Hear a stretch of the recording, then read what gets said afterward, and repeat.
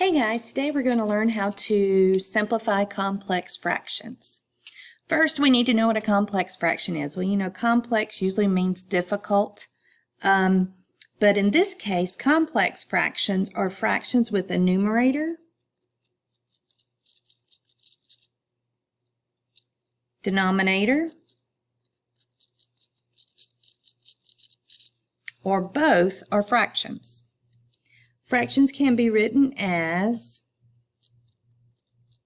division problems, and that's the key, guys. Okay, so simplify just means to work it out and make sure your answer's in simplest form. First thing we need to do is understand that this fraction bar tells us to divide the numerator by the denominator, and that's what makes this a complex fraction. We have a fraction inside of a fraction. To write it as a division problem, your numerator goes first, so we have 3 divided by 1/3.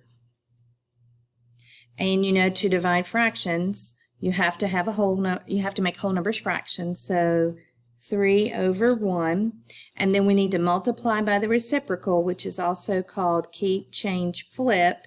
So we keep the first, change division to multiplication, and flip the second fraction.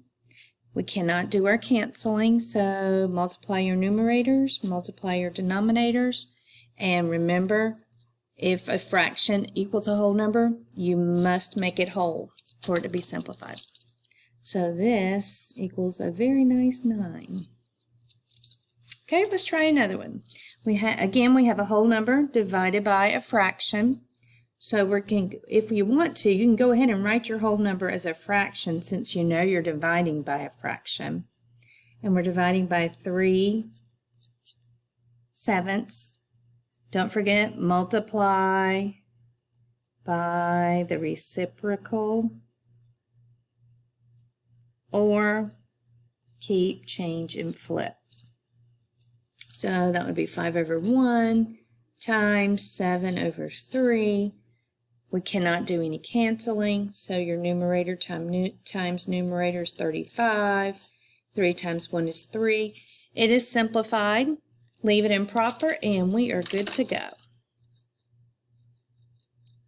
Okay, I want you to pause the video and try number 3. Come back when you're done and see how you did. Right, well, I hope you got 9/2. The most common mistake, guys, is not remembering to take the reciprocal of the second number. And then the next most common would be not to simplify. But if you do the canceling using your greatest common factor as much as you possibly can, you're going to have a simplified fraction as your answer.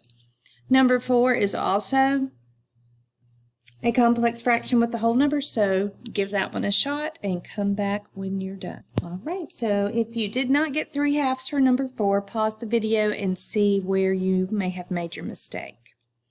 All right, moving on. Now we have a fraction in our numerator, 3/5, a fraction in the denominator. Again, we're going to write it as a division problem, so the numerator is your first fraction because order does matter when you're doing division. The commutative property does not apply. And we're dividing 3/5 by 3/7.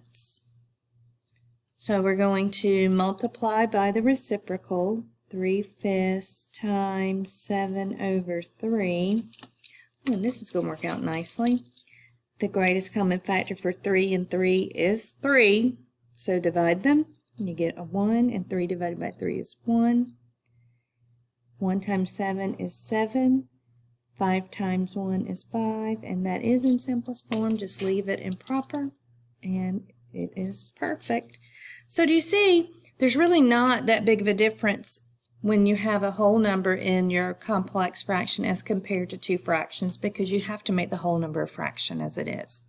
Pause the video, try 6, 7, and 8 on your own, and I will see you in a minute. Alrighty, well, welcome back.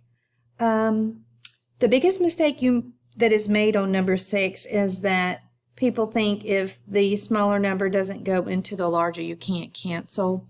But the GCF for 4 and 10 is 2, so you could divide them both by 2 to simplify here.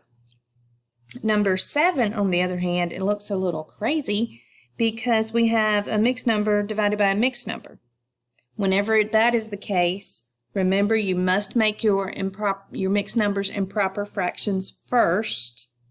And I suggest not trying to do too many steps at once. Make them improper, leave them as a complex fraction, then rewrite it as a division problem and multiply by the reciprocal. This one, there was no canceling to be done, so 15/38 is your final answer.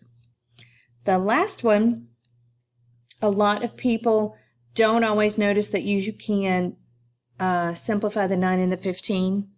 3 is your greatest common factor, so 3 into 9 is 3, and 3 into 15 is 5. I think everybody would have noticed that 8 goes into 24, or at least I hope so, and the simplified answer is 5/9. Well, that does it for complex fractions. Just remember, it's a division problem. That is all you have to do.